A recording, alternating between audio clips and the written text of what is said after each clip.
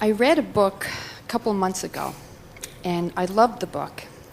It was by a woman named Lynn Grabhorn.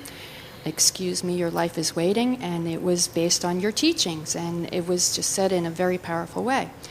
So then I picked up her next book, which was very disturbing to me. She talked about the others, and I was wondering if that is just her disturbed perception, or if such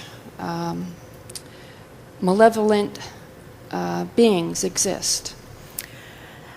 Well, we'll begin by saying to you that there is only a stream of well-being, and that that which is non-physical is of that stream. Mm-hmm. But we also say to you that every thought that has ever been thought still exists. And so, as the spin-off of man's conscious mind continues, experience after experience, century after century, there's a lot of thought data that is there. In your lifetime, the movie industry has added dramatically to the way man spins his thoughts around the subject. The religions, the information that is coming from the pulpit, so much more information about the devil and evil than about good and God. And so if you talk to little children who go to church, often they will tell you more about the devil than they will about God. It gets their attention more. It is something more to worry about, you see. And so what we notice is that in your environment, where contrast helps you to identify what is wanted, sometimes humans get a little bent on pushing against the part they don't want, and they don't get tuned quick enough to the new idea that is coming out of the contrast. And so there is a lot of thought, but all of it coming from man's conscious mind.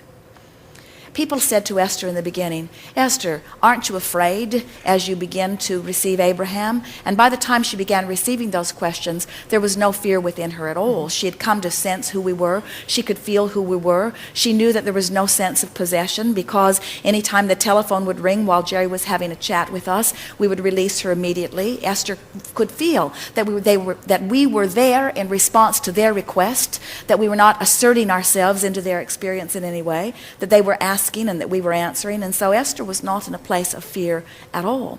And then people would say, don't you need to protect yourself in some way? And as Esther heard more and more of them saying that, she began asking us about that. And we said, it's just like saying, if I set my radio dial on 630, do I need to worry about getting something from all of the other stations? And the answer is no. When you set your tuner, law of attraction is going to bring you that which is a vibrational match to the signal that you yourself are set at, you see. And so Lynn Grabhorn was a woman, a wonderful woman, who came to many of Jerry and Esther's gatherings. She came to them one day, wanted to have lunch with them, and explained to them that she was going to write a book, and that she was going to base it on what Abraham had to say. And she also said, and I'm not going to tell anyone where I'm getting the material, because I think there are people out there that are very afraid of this kind of thing. And Esther and Jerry said, well, anyone is free to use our material. We are not keeping it a secret. We want people to understand that they create their own reality. But it would be ever so nice if you would let people know where you got the information, so that if they want to go further with it, then they will be able to find the source of it.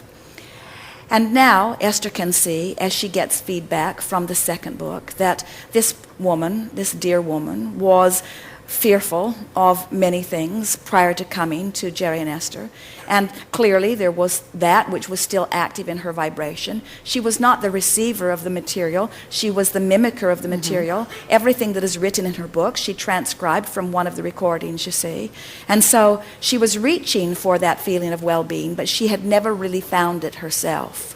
And so there are many reasons that people are attracting what they are attracting, but it is our absolute promise to you that there is not some source of evil being out there that has the ability to assert itself in your experience.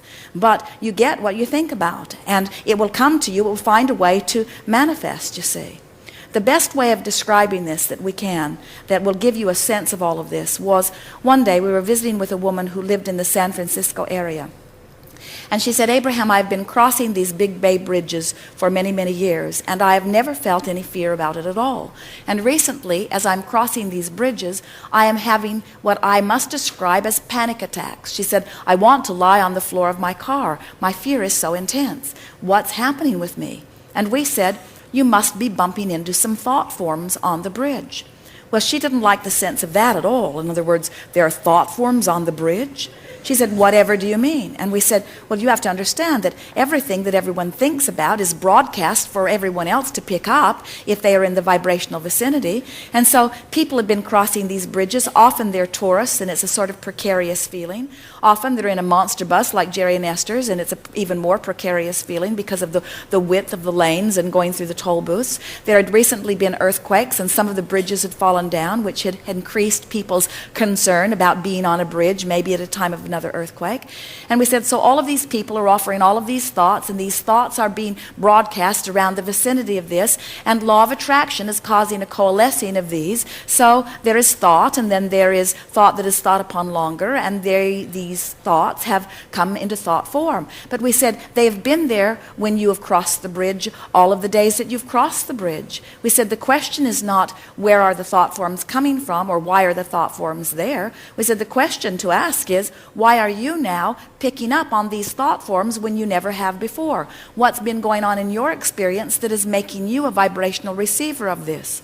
She knew right away. She said, my neighbor was burglarized, and it made me feel very vulnerable. I've been going to meetings. We're organizing a neighborhood watch system. I called someone to come to put an alarm system in my house. I'm considering even putting bars in my house. And so something not even related to the bridge, but related to a feeling of insecurity, had been activated within her, which brought her into vibrational range of something that she had never been in vibrational range of before, you see. So we want you to understand that there are not big bad things out there that are of a supernatural nature. You do a plenty good job of creating the things that you do not want in your reality just by focusing on sickness and cancer and burglaries and terrorism. In other words, don't bring them from outer space. We promise you they are not coming.